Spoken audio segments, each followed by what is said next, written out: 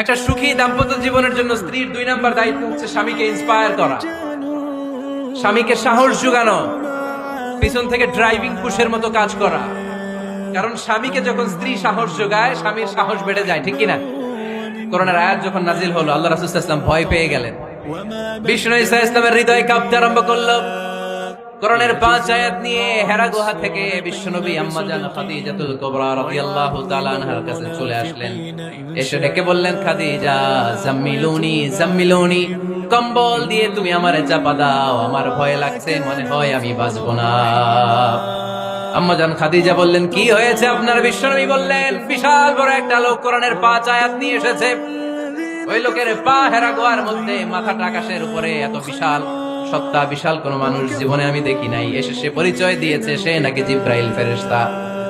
বিশ্বনবী বললেন, মনে হয় আমি বাঁচবো না, আমার জ্বর চলে এসেছে, আমার হৃদয়ের মধ্যে কাঁপুনি শুরু হয়েছে, তুমি আমারে কম্বল দিয়ে চাপা দাও।